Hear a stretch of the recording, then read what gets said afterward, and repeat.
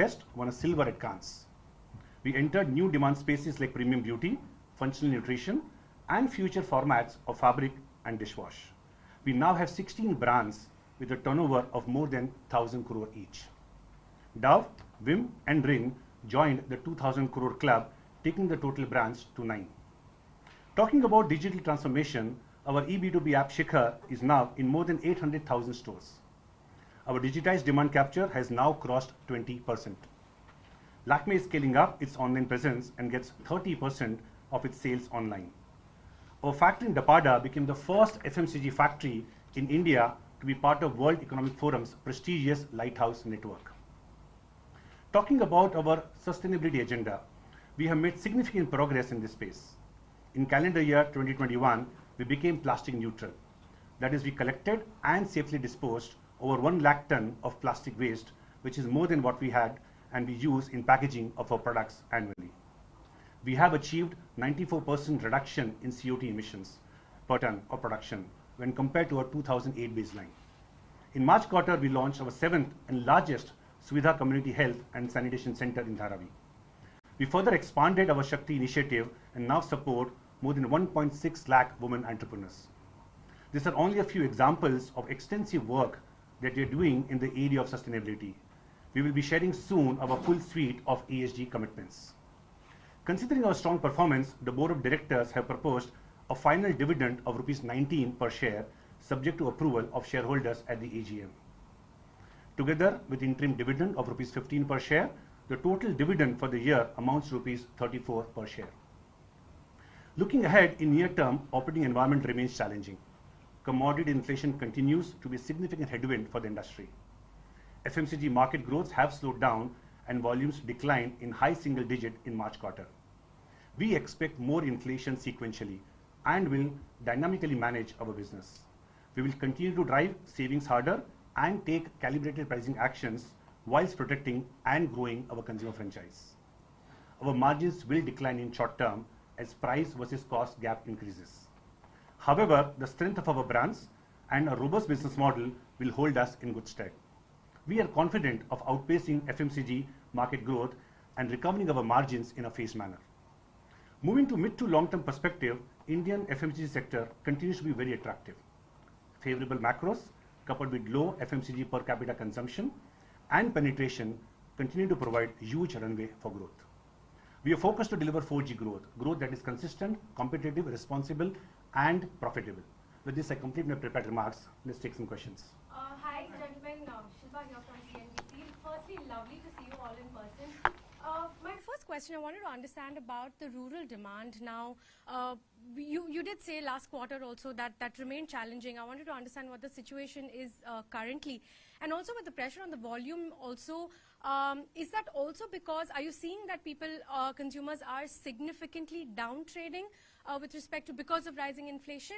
And the other question is on price hikes also. We've seen a series of price hikes that happened in the quarter that went by. Can you tell me what the quantum of the price hikes were, and can we expect more in the coming quarters? I'll pick up the volume and the... Sure.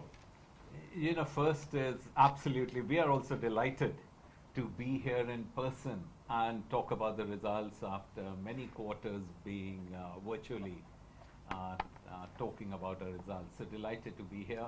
And before I get into your question, I think it's been a very pleasing quarter because one is on an annual basis, we have crossed the 50,000 crore mark.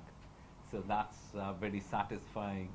The second is, we've always said that in an environment which is tough, where the inflation is very high, there are two imperatives for us.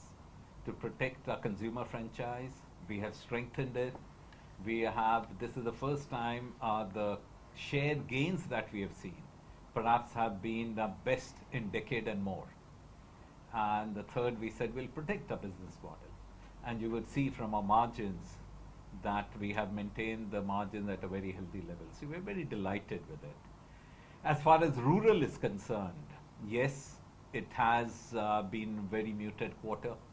Yeah, value growth is nearly flat now and the volume growth is negative. And I think this is understandable for very many reasons. Yeah, first is you have to understand that over a 2-year period, the base has got distorted. There was a period when rural was more resilient than urban. Yeah, then came a period because of the weak base and the opening up of the economy, the urban for the last several quarters has been growing at a much faster pace. Now, when we look at it from a lens of rural, first we must understand that the economy was in the process of recovery. And coupled with that, we have this massive inflation. And when you have massive inflation, is of course the income left for the consumers after they have paid for the necessities for discretionary item goes down. So a consumer tries to balance from various lenses. So they titrate the volume, and in many cases there will be a down trading. They will go back to low unit price packs. But we must understand that India is not one India. Yeah, we are still seeing our premium business growing at a good pace. We're also seeing where people have more disposable income, they move towards larger packs, because larger packs gives you more value for money. But a thing which is very apparent is that our brands, our strong brands, our big brands have been growing much faster, which clearly indicates that people veer towards trusted brands. Yeah, so now the question will be, which a follow-up question you might have is, how do you see rural getting into the future, right? So the way I would look at it, we are always optimists, right? That the Rabi harvest seems to be good. The second is, from all indicators, the monsoon should be normal. Yeah. The third is that agriculture, for many of the grains, the prices have gone up for various reasons, geopolitical, etc. We know that. And if the input prices do not grow at a same pace or faster than the realization for the farmers, then I think it will augur well for the farmers, because their income may go up. And last but not the least, I think the government's thrust on the capital expenditure, we hope it is front end, which will give the fillip to the economy that we have all been waiting for, and a kick to the consumption. But on the price side, can you just tell me the quantum that you are taking? You know, very apparent, we have this quarter got a growth of, we are talking about a growth of 10%, and the volume is flat.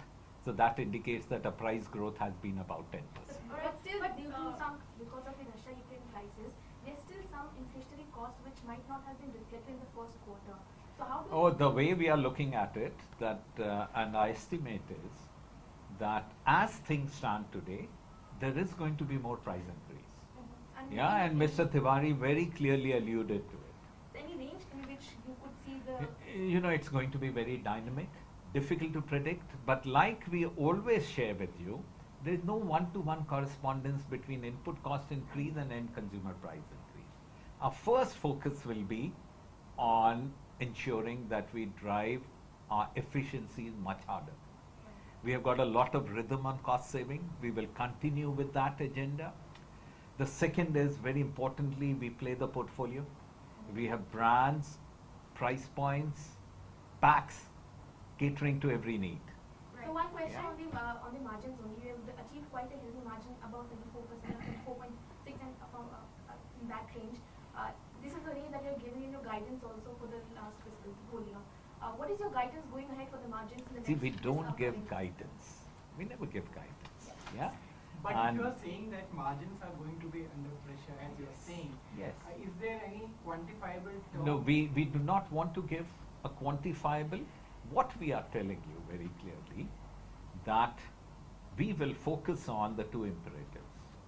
Yeah, protecting our consumer franchise, strengthening our market shares. The second is, in the short term, the margins may get diluted, but we are also very confident that in the medium term, we'll recover the lost margin. You have also mentioned the factors which might be favorable. So, taking all that into consideration, how much time do you think the cycle will... You know, very difficult, because you have to look at what has caused this massive inflation in the country. Yeah, it started with the supply-led disruptions due to COVID. Yeah, and it impacted the commodities, it impacted the transportation, and then of course on top of it came the geopolitical crisis. And we believe, and we were, if you remember 2 quarters back, we were also very clear that we were estimating that in the second half of the calendar year, the commodity prices will start coming down. So a lot depends on geopolitical. If, for instance, the crisis in Ukraine gets sorted out or solved, then we will start seeing the hyperinflation that you're seeing may start to reverse. Yeah, but So in which categories do you think this will hit the first, according to you, in the upcoming quarters? you know, the 2 categories where we have seen the highest inflation, one is skin cleansing because of the prices of palm oil, and the second one is in detergents, where we see a lot of our raw materials are based on crude price derivatives. So if I have to pick up 2 raw materials which are really impacted, and then of course there are the offshoots, are the crude oil and the palm oil. In the last few Mr. days, Mehta, we now with respect to, given that the consumer sentiment is a little dampened, last quarter you had said that discretionary spends were back at almost pre-COVID levels. Have you seen an impact on discretionary spends this time? Did well before the Omicron variant came. You know, it's such a dynamic scenario, and that was when we were looking at the Q4 or the December quarter of 21, right?